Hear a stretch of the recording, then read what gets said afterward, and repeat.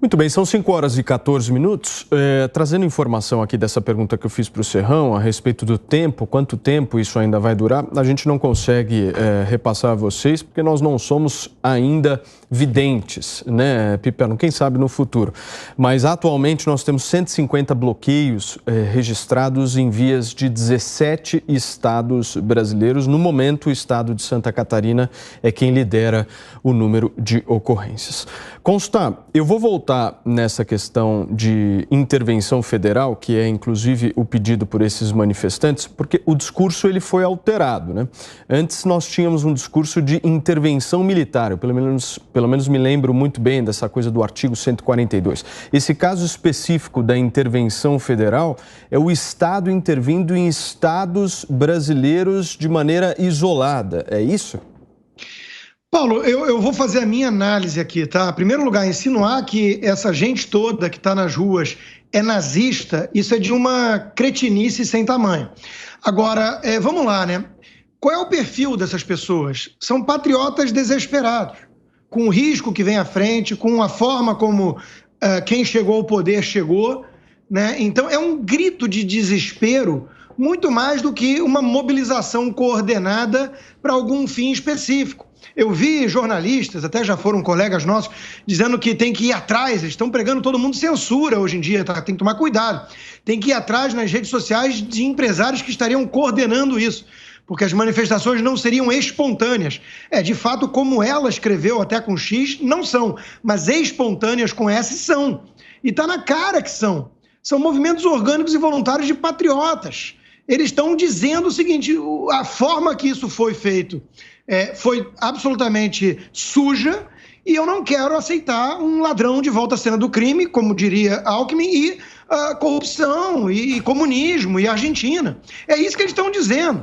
A imensa maioria, se você for entrevistar, cada um vai ter uma resposta do que exatamente você acha que tem que ser o próximo passo. Eles estão clamando para que alguém ou alguma coisa aconteça para impedir esse destino trágico. Agora, vamos lá, né? Mas, Constant, posso só te interromper para fazer um raciocínio aqui. Se os manifestantes não sabem qual é o objetivo final dessa história, como é que se vai cobrar algo? Eu estou buscando aqui um entendimento prático, porque a gente percebe a insatisfação, a gente percebe a insatisfação das pessoas, mas do ponto de vista prático, qual é o próximo passo? Ou seja, essas pessoas elas querem chegar aonde? É isso que eu estou querendo entender. Elas querem impedir de alguma forma que Lula assuma. Elas não aceitam o resultado como aconteceu. Então é um sentimento difuso, como começou em 2013, 2014, com o PT, com a Dilma, né? E naquela época eu fazia a mesma análise. Eu falava, olha, essas pautas são muito abrangentes, difusas. Precisa ter um negócio mais fora Dilma, alguma coisa mais canalizada. Hoje é a mesma coisa. As pessoas estão saindo da rua porque falam assim, fomos roubados. A sensação é de que foi totalmente ilegítima essa vitória e eu não quero aceitar isso, não quero aceitar esse cara voltar ao poder para destruir o Brasil.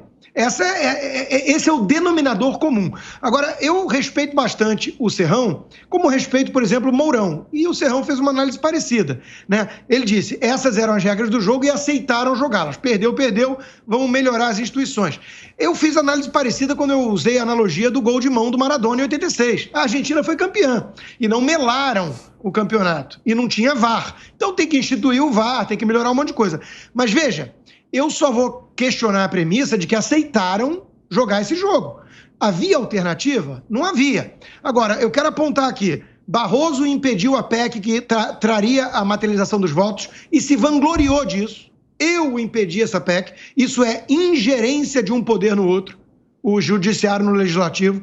O TSE passou a censurar rádios, televisão, pessoas, perseguir empresários bolsonaristas, de maneira totalmente policialesca e arbitrária, né? As inserções na rádio, saiu uma auditoria independente mostrando que houve sim prejuízo para a campanha do Bolsonaro, escancarado, né? Então, somando tudo isso, é óbvio que salta aos olhos que tem alguma coisa. E aí vem para a questão sensível das urnas, Paulo. Netanyahu vai ser provavelmente o primeiro-ministro de Israel de novo, Bibi Netanyahu.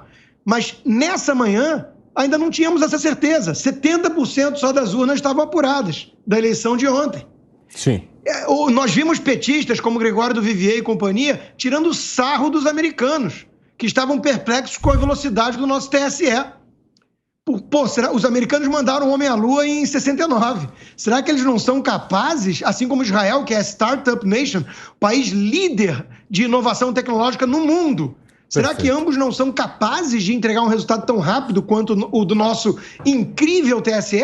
Ou será que tem algo mais em jogo, como, por exemplo, transparência? Perfeito. Piperno, você me pediu a palavra, por favor. Eu pedi, Paulo. Eu imagino que nesses últimos dias, talvez, a Constituição tenha sido reescrita de forma secreta. E lá, talvez tenha sido inserido algum artigo que determine que quem tem o direito de exercer o poder é quem consegue, é quem leva manifestantes para a rua e não para quem tem voto. Talvez tenham feito essa mudança. Porque a gente está diante de um quadro de vale tudo. Primeiro, eu só queria dizer o seguinte, eu não disse que todo mundo é nazista, eu disse que há até nazistas, como a gente viu em Santa Catarina. Há também gente que está pedindo intervenção militar. Não, você não viu nazista, você viu gente jurando a bandeira com a mão estendida. Ah, é verdade, jurando a bandeira. Aliás, esse vídeo já tem 4, 5 milhões de views, aí. Todo mundo assim lá. Bom, e aí a gente vê uma série de coisas, como por exemplo, intervenção militar. Em todas as imagens tem sempre alguma faixa, alguma bandeira lá de intervenção militar. Às vezes tem de intervenção federal. Enfim, militares, estamos com vocês têm o nosso apoio. Então tem de tudo. Tem até mesmo gente que está inconformada com o resultado e que resolveu marchar pacificamente para expressar a sua discordância. Agora, mesmo essas pessoas pacíficas, e a gente entende inclusive as razões delas, elas não têm, por exemplo, nenhuma razão para tentar subverter o que as urnas determinaram. As urnas determinaram claramente que há um vencedor. Essa história de ficar procurando pretexto, aí me parece muito das digitais aí de Steve Bannon, um grande conselheiro da família presidencial, né? Porque, vejam, na última semana houve a farsa das rádios, né? Quando viram que realmente a eleição era uma operação de muito risco, uma operação eleitoral de risco, de acordo com o que apontavam as pesquisas de opinião, então criaram a farsa das rádios. Farsa das rádios que acabou sendo desmontada pelo próprio ministro Fábio Faria, pressionado 2 dias depois, aí voltou atrás, disse que não era bem assim, e inclusive encontrou-se até mesmo a rádio do pai dele, lá do Rio Grande do Norte, entre aquelas que supostamente teriam prejudicado o presidente da República. E aí verificou-se, claro, que era tudo mentira, era mais uma tentativa de golpe eleitoral. E, aliás, um golpe que imagino que tenha até influenciado bastante gente, porque talvez nem todas as pessoas tivessem tido acesso aos desmentidos, porque na hora de montar a farsa, o presidente, inclusive, cancelou um voo para o Rio de Janeiro, voltou lá para Brasília, toda aquela mise-en-scène, fez um teatro todo e tal, para declarar, então, que havia essa possibilidade no ar. Isso foi um erro muito sério. Agora, eu não vou voltar atrás em relação aos erros muito sérios que foram cometidos nessa campanha. Eu, legalista como sempre fui, em momento algum, por exemplo, eu apoiei qualquer tipo de manifestação, por exemplo, do PT, no momento em que houve o impeachment da Dilma. Eu até discordei da forma como aquilo foi feito. Mas o Senado, de forma soberana, e a Câmara antes e o Senado depois, de forma soberana, decidiram afastar o presidente da República.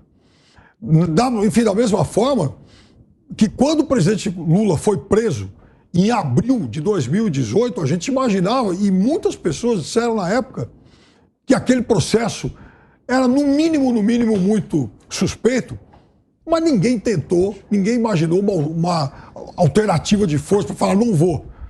E foi preso, ficou 580 dias preso, cumpriu a lei. Então, o mínimo que o presidente da República pode fazer agora é dizer para a nação o seguinte, cumpra-se a lei.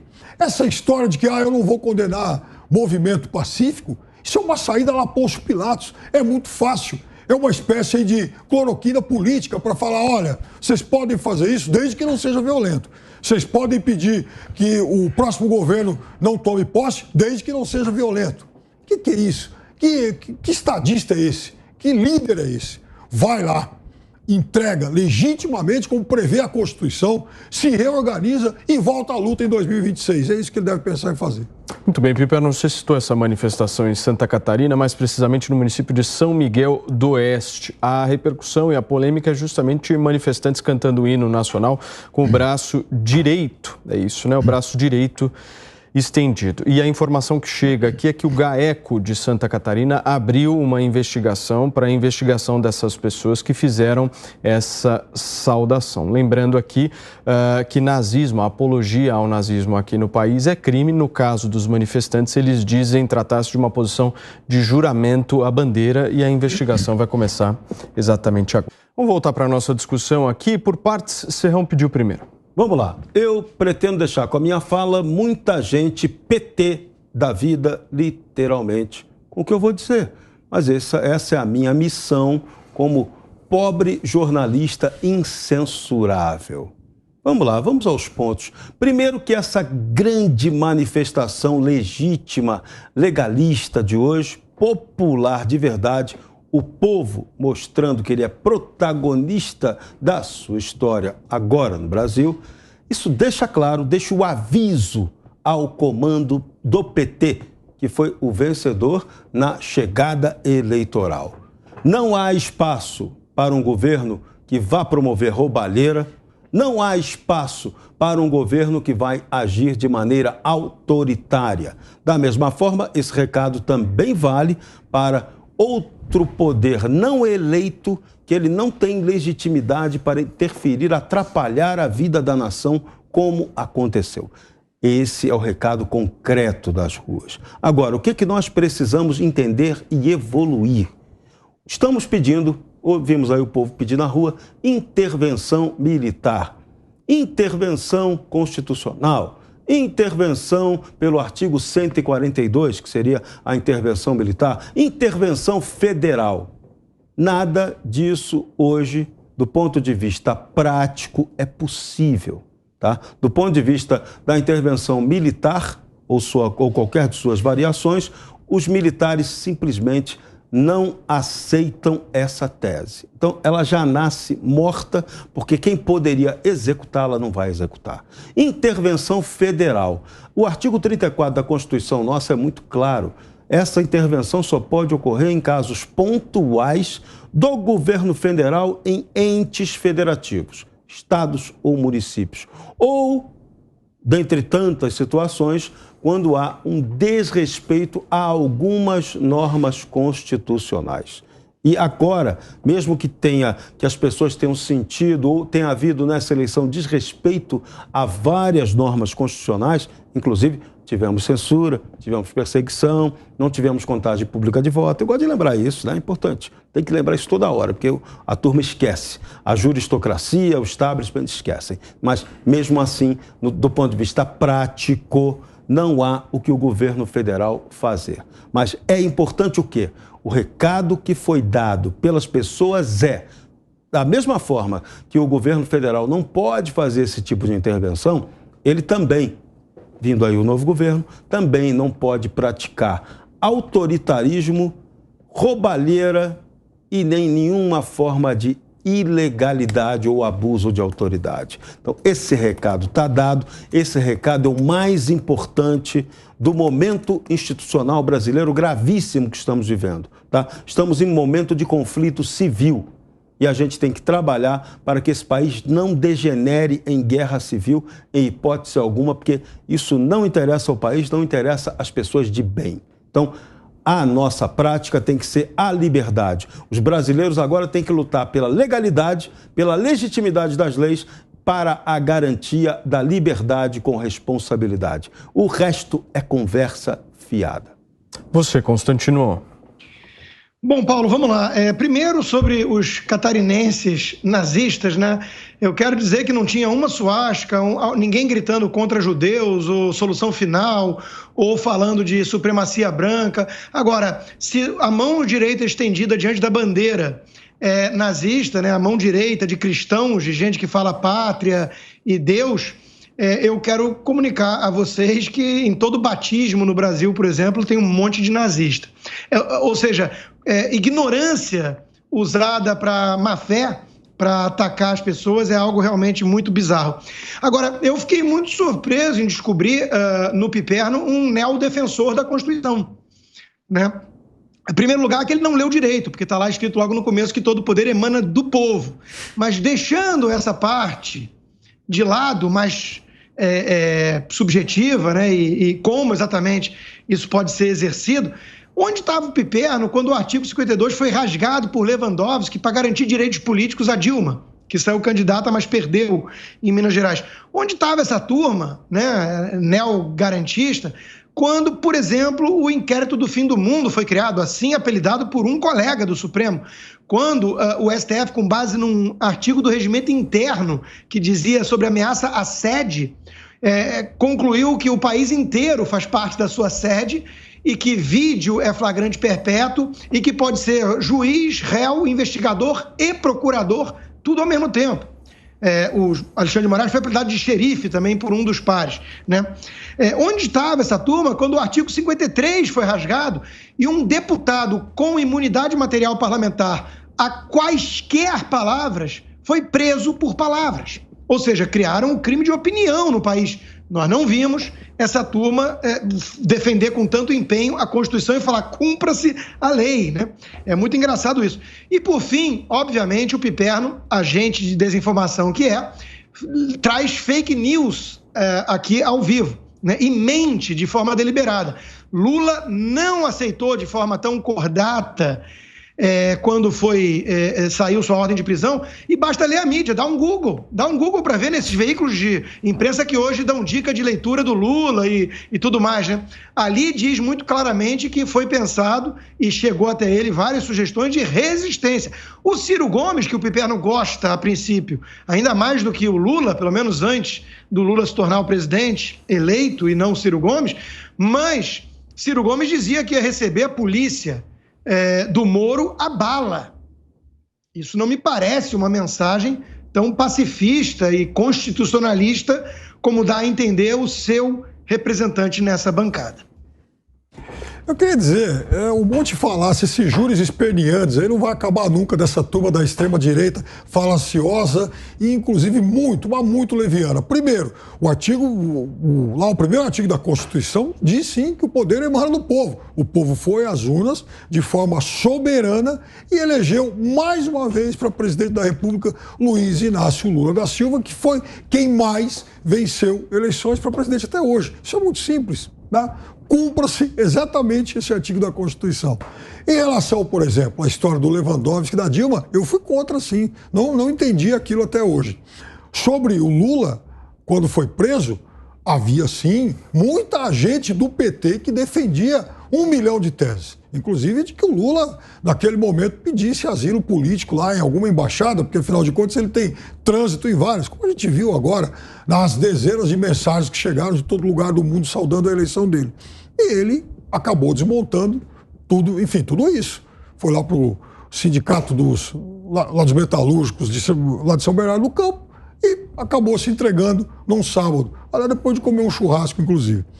Então, não houve, por parte dele, nenhuma manifestação, nenhuma intenção de resistir. Agora, é evidente que é o seguinte, a gente está de novo à frente de uma escalada golpista, não tem outro nome. Quer dizer, quem quer derrubar, quem quer impedir a posse de um presidente constitucionalmente eleito, qual o nome que tem isso? Ou vão inventar agora um eufemismo? Os defensores da pátria. Ora essa, perderam.